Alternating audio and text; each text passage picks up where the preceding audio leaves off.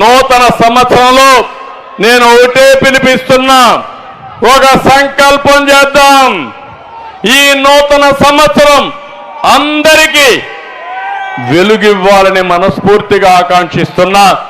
ఆ వెలుగు తేవడానికి మనం అందరం ముందుకు పోవాలి. నేను 2024 నుంచి తెలుగు జాతికి స్వర్ణ యుగం రావాలి. ఆ స్వర్ణ యుగానికి శ్రీకారం చుట్టే సంవత్సరం 2024. ఈ స్వర్ణ యుగంలో ఎవరికి ఏ ఇబ్బంది లేకుండా మనం అన్ని సమస్యలు పరిష్కారం చేసుకొని ముందుకు పోదాం. అయితే స్వర్ణ యుగం రావాలంటే రాతి యుగం పోవాలి, సైకో పాలన పోవాలి, సైకిల్ పాలన రావాలి. అవునా కాదా అని మిమ్మల్ని అడుగుతున్నా. ఎవరు అధైర్యపడవలసిన అవసరం లేదు. 25 ఏళ్లకు మునుపు నేను ఆలోచించిన విధానం వల్ల అనేక విధాలుగా మన వాళ్ళు బాగుపడ్డారు. తెలుగుదేశం పార్టీ మీకు అండగా ఉంటాం. అదే మాదిరిగా మనందరిలో తెలివితేటలున్నాయి, నాకు కూడా అనుభవం ఉంది. ఇవన్నీ ఉపయోగించి మీరు ఒక్క అడుగు ముందుకేయండి, నేను 100 అడుగులు మిమ్మల్ని నడిపించే బాధ్యత తీసుకుంటాను. నేను ఒక అడుగు ఏమంటే లేదు మేము ఇక్కడే కూర్చుంటామంటే కుదరదు. అందరూ లాక్కపోవాలంటే లాక్కపోలేము. అవునా కాదా?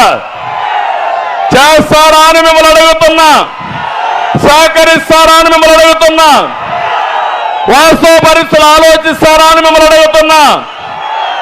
మభ్య పెడతారు. ఎంత మభ్య పెడతారంటే వివేకానంద రెడ్డి హత్య మీరు చూశారు. అందరూ కూడా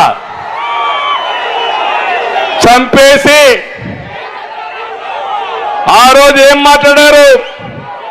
గుండెపోటుతో చనిపోయారన్నారు. ఆ తర్వాత నెత్తురుతో వస్తే నెత్తురు కక్కి చనిపోయారన్నారు. ఆ తర్వాత మొత్తం నెత్తి మీద మెదడు కూడా బయట వచ్చేసి అప్పుడు అన్నారు నారాసుర రక్త చరిత్ర అన్నారు. సిబిఐ వద్దన్నారు, కోర్టుకు వెళ్ళారు. కడాన గవర్నమెంట్ వస్తానే సింపతితో ఏం చెప్పాడు ఆ రోజు?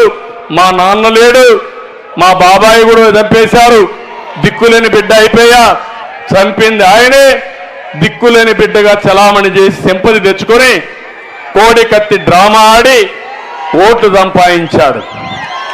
ఇప్పుడు ఏం చేశాడు? కోడి కత్తులు చేసిన సీను జైల్లోనే ఉన్నాడు. పాపం 5 ఏళ్ళు అయిపోయింది చేయని పాపానికి. కత్తితో గీకితే 5 ఏళ్ళు జైల్లోనే ఉన్నాడు. ఇంకో పక్క ఈరోజు మీరు చూస్తున్నారు, సొంత చెల్లెలు కోర్టుకెక్కితే వాళ్ళ తండ్రి మీద ఆవిడే హత్య చేసినట్టు లేకుంటే తప్పు చేసినట్టు ఆవిడ మీద కూడా కేసులు పెట్టించే పరిస్థితికి వచ్చాడు. నిన్న మొన్న వాళ్ళ సొంత చెల్లెలు వేరే పార్టీలు చేరితే దానికి మనల్నే తిడుతున్నాడు. అంటే మీ ఇంట్లో మీరు సరిగా చేసుకోకుండా దానికి కూడా మమ్మల్ని విమర్శిస్తే ఇది ఎక్కడ న్యాయమని అడుగుతున్నా. ఈ వ్యక్తి మనస్తత్వాన్ని ఒకటి గుర్తుపెట్టుకోవాలి. అన్ని తప్పులు చేస్తాడు, నేరాలు చేస్తాడు, ఘోరాలు చేస్తాడు.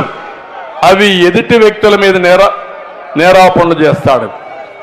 అంటే ప్రతిరోజు నోరుందని, పేపర్ ఉందని, టీవీ ఉందని అడ్డదుడ్డంగా మాట్లాడే పరిస్థితి వస్తుంది. మీరు ఒక విషయం చూడండి, ఎన్నికల ముందు అమరావతి రాజధాని అన్నాడు, ఎన్నికలైన తర్వాత 3 రాజధానులు అన్నాడు. 5 సంవత్సరాలు రాజధాని లేని రాష్ట్రంగా ఈ రాష్ట్రాన్ని తయారు చేసే పరిస్థితికి వచ్చాడు. మీరు ఒక విషయం చూడండి, ఎన్నికల ముందు అమరావతి రాజధాని అన్నాడు, ఎన్నికలైన తర్వాత 3 రాజధానులు అన్నాడు. 5 సంవత్సరాలు ఆంధ్రప్రదేశ్లో ఉండే పేదవాళ్ళందరికీ అండగా ఉండడం నేను ఇచ్చిన